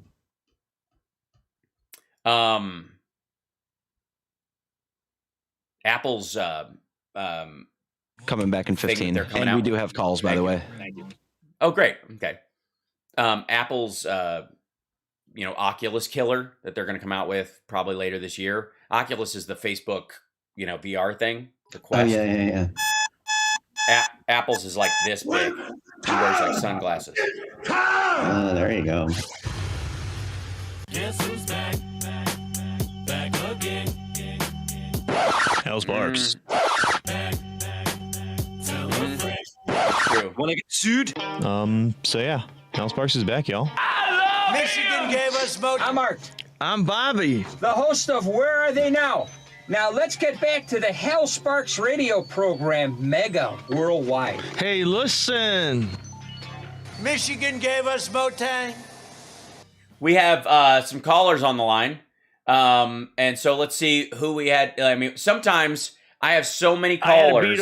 I had to beat off. That, and they get on and they get really. So let's see what they have to say. And if we have anybody who wins the 5 Eggs Award today. 5 eggs. Okay, here we go. Who do we have first, Chicago? First up is Bonnie from Cleveland. Excellent. Bonnie from Cleveland. Yeah, hello. The Mistake on the Lake. Hi. Oh, no. You've been here. You know it's beautiful.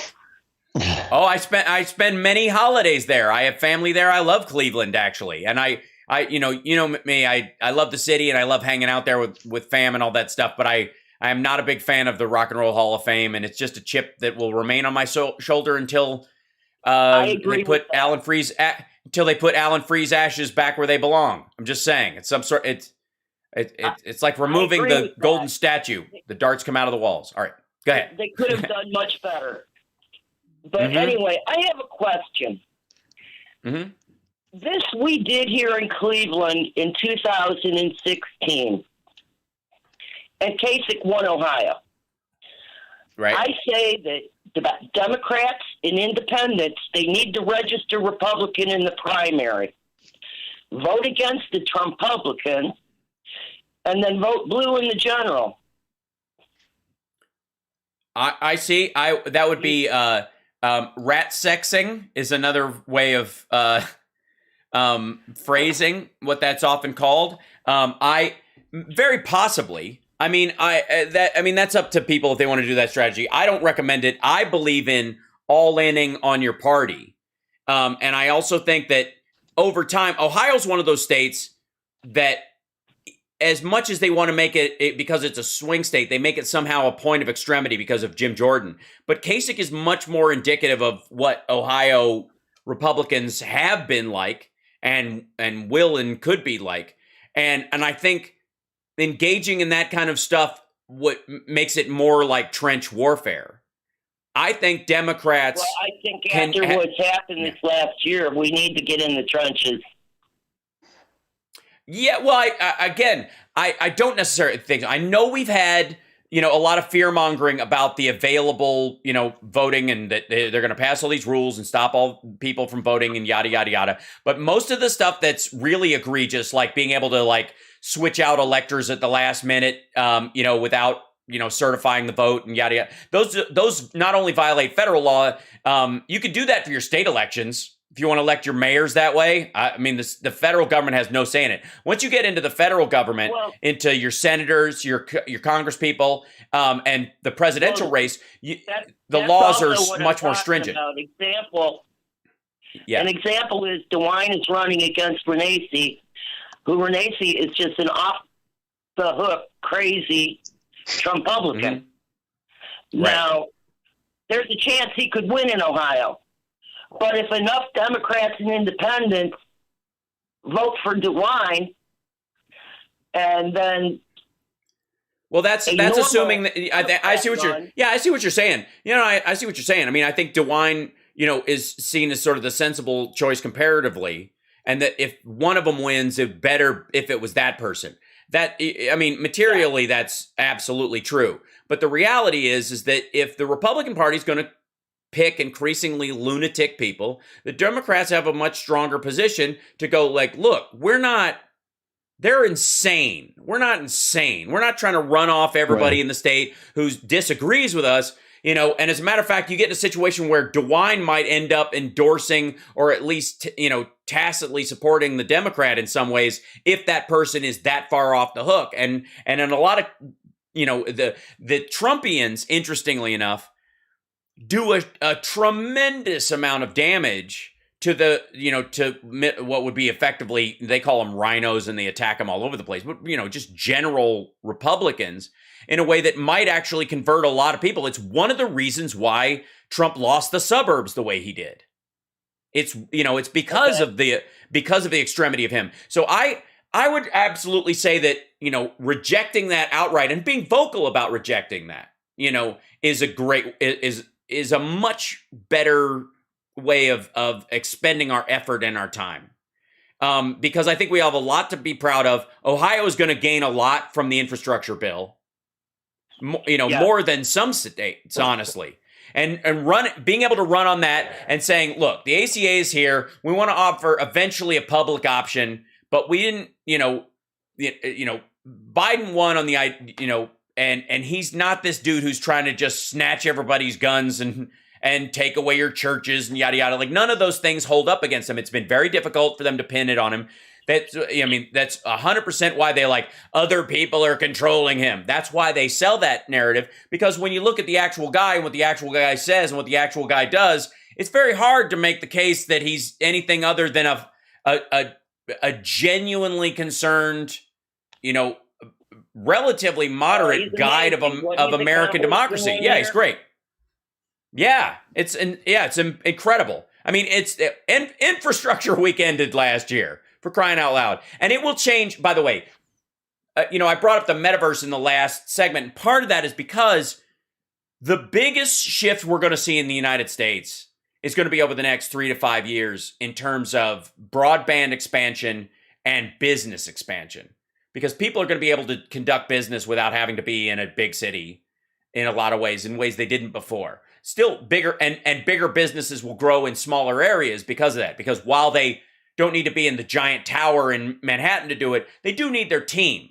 So, there'll be these bifurcated teams in different parts of the country that represent these folks. So you'll have, 30, 50, 100 people-sized businesses that are sections of a bigger corporation spread throughout these other areas, building, and flourishing economies in those areas in a way that people, I don't even know if they can recognize as a possibility right now. And that is all going to be tracked back to the fact that Biden, was like, we need a broadband initiative in this. This is what will get it passed. It's absolutely true that's what carried the infrastructure bill across the finish line.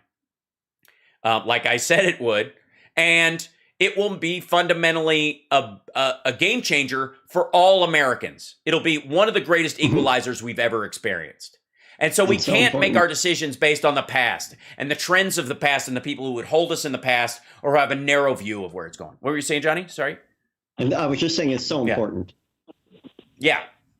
So I understand your concern, but I will always choose overt versus covert means simply because I'm proud of what we're doing.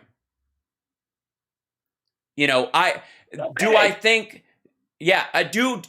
Democrats have an issue nationwide that they have to message, not based on people who, what I would say, turn blue districts bluer, basically where the right is trying to squad the entire Democratic Party for people in the Midwest who don't necessarily ascribe to that, and scare off Republicans with this sort of like New York elites are going to come for your kids and turn them trans, like that kind of stuff.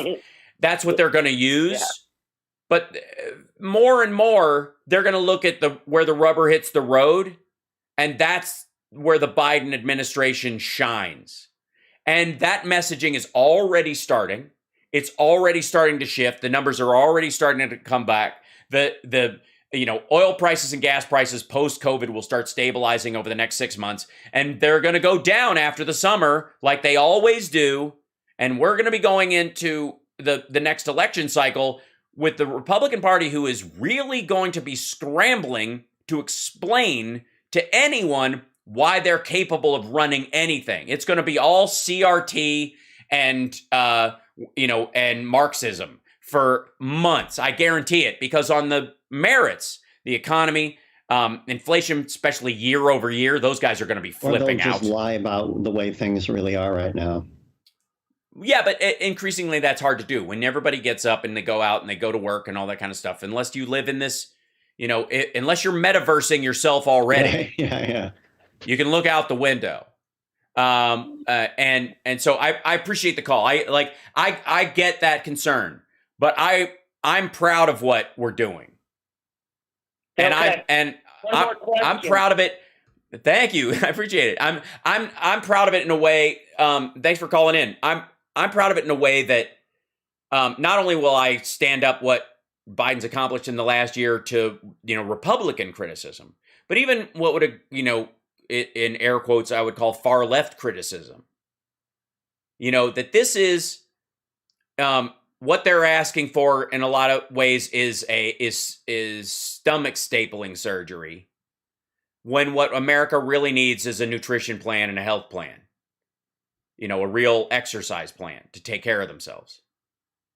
And that takes time, and it's constant gardening. So let's see. Let's take this break earlier because we're almost at the end of it, and I don't want to grab it and then have to go to break during the next caller. So we'll take a break early right now, and then we'll get the other caller on the other side of it. We'll be back. Okay.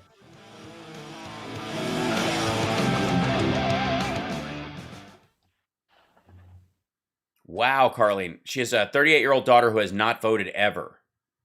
Well, sure she has. She has voted by not voting. She has effectively said, whatever. That's a vote. If you choose not to decide, you still have made a choice. Made a choice. Yeah.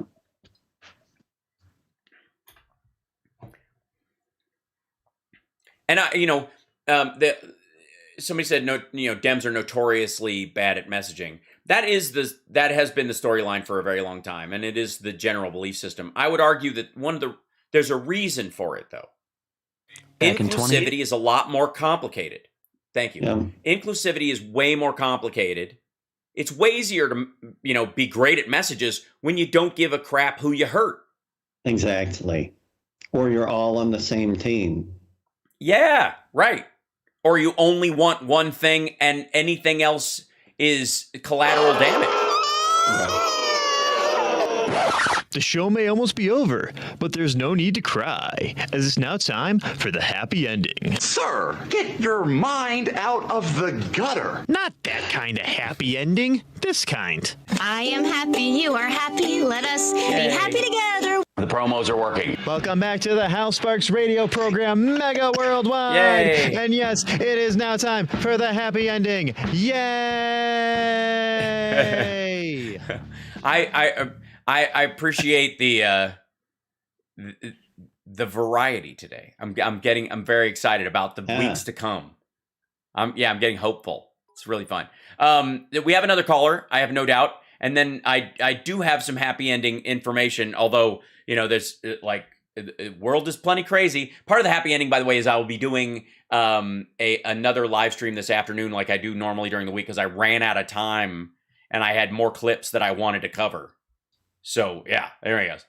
So who else do we have, guys? We have David from San Francisco. Right on. Oh, Happy New Year. Hey, David. Happy New Year, Johnny and Hal. How are you? Hey, I'm great. Thanks. I was going to raise the issue. The Supreme Court's taken on the mandate issue, and I was going to raise it from the angle of duty to care. And I don't know if you're familiar with that in legal terms, but there was a Supreme Court ruling about 5 or 10 years ago. If I remember right, it was outside of a stadium. There was a policeman standing there, and a bunch of spectators got in a fight, and one of them got beat up badly and basically sued the police because the police did nothing to stop the fight. So the didn't intervene. And the police, the Supreme Court said that the police have no duty to care. And that fits right along with the corporate state, where Mussolini, in his treatise on the corporate state, which became fascism, the famous quote out of there is, "The citizen's only duty is to the state." So the citizens are basically subjects and not citizens, and that they have no purpose in life other than to serve the state. And so when it comes down to Biden has shown that he has a duty to care, and that he is going to use the U.S. government as in its positions of power to be able to give free vaccines, to give free testing, to give free advice about how to survive a deadly disease. And the corporate statists in this case are trying to get the Supreme Court to basically say that the state has no duty to care. And so that was, pretty much my one-liner. I got you. That. I hear what you're saying in that regard. I also think that in the fact that Biden does believe that and is instituting that and is acting in that way falls within that optional aspect of the Supreme Court. Because if that cop, for example, had been a different cop and had taken care to carry out their duty, that lawsuit never would have come and that affirmation might not have happened, but the existence of the reality still would be there. And that's why elections matter. Mm-hmm. And part of the duty to care aspect, right? The part of the duty to care aspect that that the government can't care about all things. And so what you're really talking about in terms of the U.S. government, Mussolini aside, would be the authorization of an enforced prioritization of administrative duties, meaning that the administration could be forced by polling or by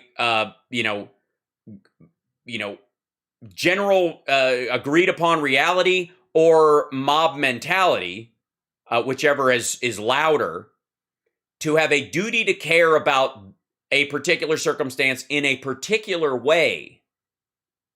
That intervention is their duty, is an expression of the duty to care, or non-intervention is the expression of the duty to care, which would be the right-leaning, independent, libertarian version.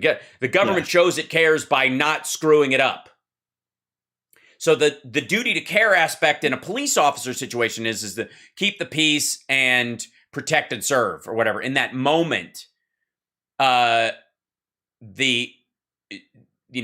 suppose they have, I'm not familiar with the point of that, direct interaction, that if they don't have to endanger their lives if they're alone,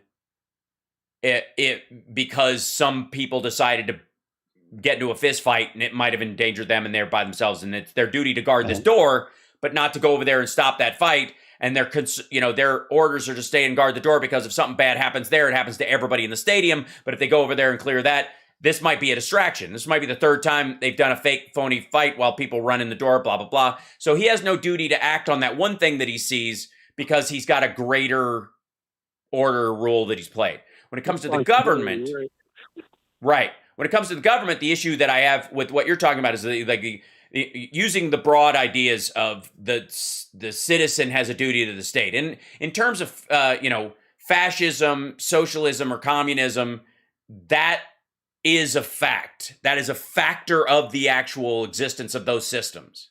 That is true to those systems, argued by and for anyone in and in support of those systems. In our governmental system, that is not the case. It's not how the Constitution is drafted, and because of there's a certain amount of individuality baked in, always pursuit of happiness, life, and liberty being part of that.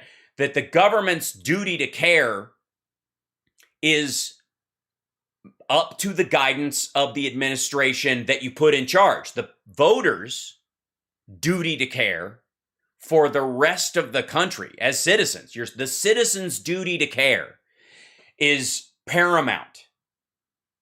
We elect people that will carry out, if you've got, 5 entrances and 3 exits to cover in a situation, and you've got to choose which ones to board up and protect and which ones you can handle personally in an emergency. The person who makes that decision does not have the resources or the ability, nor the desire, nor the awareness to know whether it's a good idea to just board up the building and seal yourself in. We the citizenry elect people who will use the best judgment, guided by what we believe their ethics are, their party platform is, to make the decisions to carry out the duty to care in a way that's in fitting with those things. Does that make sense? I don't know if he's still with us in that regard. Yeah, he may not be. Is he still with us? Oh, I'm here. Oh yeah. Okay, good. Yeah. So So that is the water. Well, Flint, Michigan's water is a different situation. That actually played out. It's slower and had more to do with no. Switched. Yes, they switched. But you're talking about a federal level versus a state level and the guidance therein. How did the Flint water crisis ultimately play out? As long, extrapolating it long over, we've been through it and we've been watching it and we've been horrified by it. And then people are going to go to, to jail over it and blah, and what was going to happen.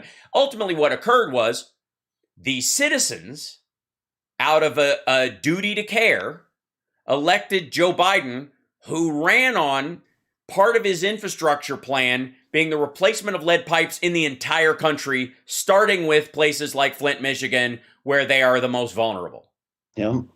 This in the United States, it is not our leaders nor our police in some ways that have a duty to care. It is the citizenry that has a duty to care, and we carry it out by electing sheriffs that will act properly in these situations, carry out what was effectively the will of the people, and if they don't, they get replaced. The citizenry holds the powers of the duty to care. Among other things, but the agencies, we expect the agencies to have a duty to care, to not be sleeping on the job, to not be dumping. For example, with Flint, you've got the EPA, which knew that the Flint River was deadly and poisonous, yet another agency was allowed or took it upon themselves to introduce that water into their local system. And the water itself. Hold on. The water itself wasn't about the toxicity of the water because it gets treated on its way through. The difference was I believe the pH level of the water itself eroded the lining on the pipes because the pipes themselves were leaded. But most are. There's lots of cities that have pipes, but they're coated in such a way that it keeps the lead out of the water system itself.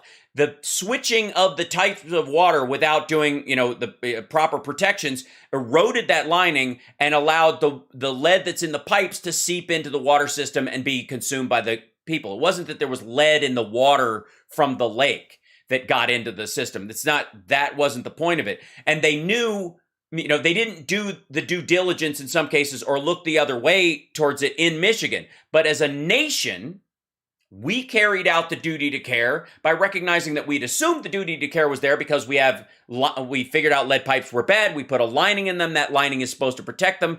Most citizens and people nationwide aren't aware that, they have lead pipes or that lining has been put there and that it can be eroded if you switch and you don't make special concessions to, in terms of the water that you're introducing into the system.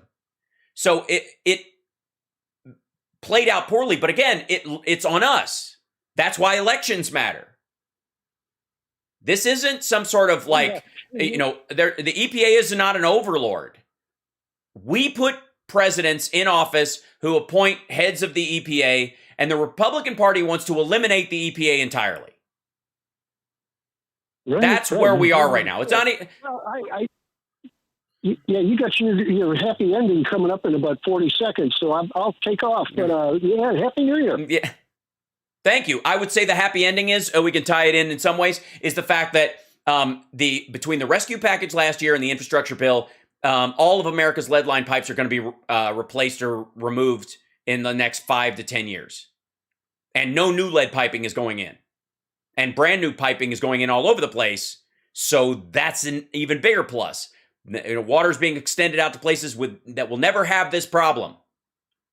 That's a beautiful thing, and it matters. Again, it's not about whether or not Trump was able to get Infrastructure Week through. What do you think his priorities would have been had he gotten his Infrastructure Week through? Do you think replacing lead pipes would have been part of the key components of what he was done?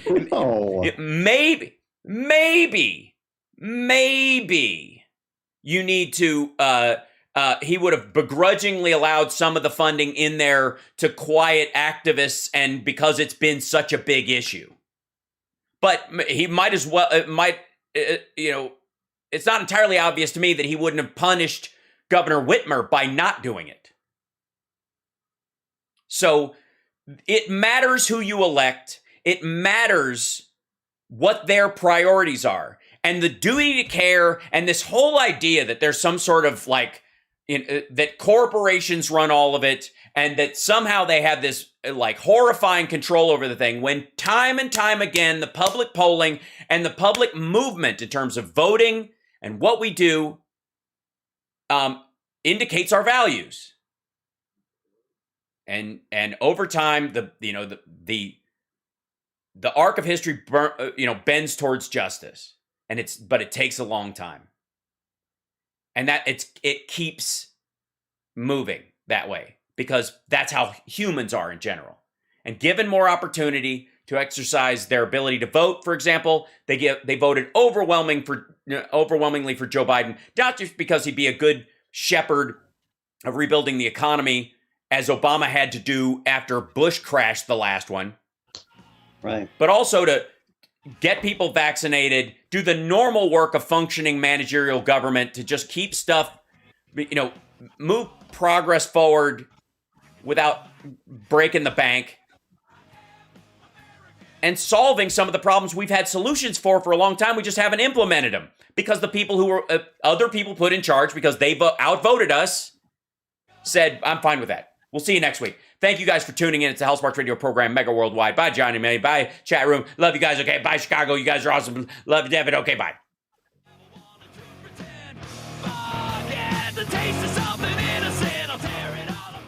Okay, bye. Yes, I'll let you go. You're wonderful. Have a beautiful day. I'm going to stick around with the chat for a couple more minutes. I was just saying okay, bye for you. I can stick around for a minute. Oh, no, good. Okay, that's great. I never know if you have a run to do or if you have some yogurt to eat. Or you ran already this morning. You got to see a man about a mule. You got to, Oh, that's always going to happen. Crap on deck the Kachoka donkey. Wait a minute. What is this guy? Oh, yeah. I don't know. That's the kind of thinking you've got. That's the kind of thinking you're supposed to be voting for, I guess, huh? That's when Trump knew he was losing. He was like, that was one of his last. Sounds like one of those policies that people would one of his vote for. last rallies. Oh, it was so good. It was one of his. I'm being told that I was yelling during the show today. That's hilarious. You're damn straight. You darn tootin'. Oh, this was so good. Okay, hold on. We have 2 new drops. That I have to add in here. Hold on. Let's see. Take this out here and then move you over. And then where to go? There it is. Got to open this guy, and then it's a folder, and then move these over here, and then we snag these guys and we drag them over into. Oh no, I got to make sure I'm in the right thing. There we go. And we put them over here. And then this was Trump yesterday talking about pollution. Atmospheric filth. What? Assuming you're believing in atmospheric filth. Atmospheric filth? Yeah, pollution. Atmospheric filth. Yeah, that was his phrase. That was him trying to say he's such a mess. Yeah. Winston Churchill stood on the rooftops in London, very calm, making speeches. Winston Churchill. De-engineering. Atmospheric filth. De-engineering. He also said, do we have that one? Wait, I think I put it in here. Yeah, he was, you're familiar, Johnny Million, with the phrase closely knit, right? As a family? Oh, of course. Or friends? Yeah. We're okay. And I was, part of a family that was very well knit. Oh, yeah. He knows there's something in there. It's just, they get better all the time, I mean, these like standard run-of-the-mill malapropisms. It is one of his best words. It is. Along with de-engineering and the new way to spell illegal with 20 L's. Look. And his wife, Carrot. Right. Oh, yes. Well, I mean, and of course... when they gaze upon Yosemites, the great Jewish forest of Yosemite. Michigan gave us Motown, gave us the Mustang. And then, of course, sometimes he just told the truth. We're going to be appointing very pro-crime judges. I don't get it. Pro-crime. I mean, but again, please, somebody tell me how Biden can't speak. Yeah. Because he goes every so often, and he goes, because he eats right before he does his thing so he doesn't have a blood sugar drop if this ends up going for a long time, which is what Obama used to do, which is why Obama was always sucking his teeth. Oh, really? Yeah. In the South, we all call that sucking your teeth and shaking your change.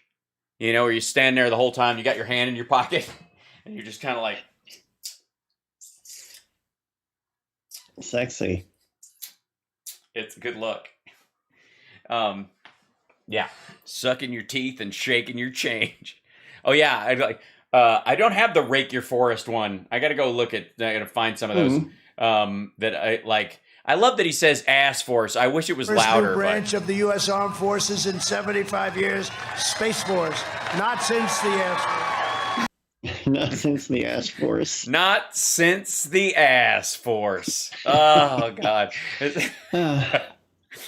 I'm just glad he's doing new ones. I mean, you know what I mean? Because action replays and magnified keeping fortune. It fresh is pretty spectacular, and I love atmospheric filth. They were the best punk band of the early 2000s, I think. Atmospheric filth. All right.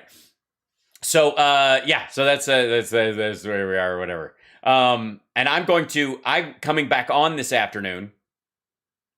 And let's see, and in case I'm missing anything that just happened. Nope, we're all good.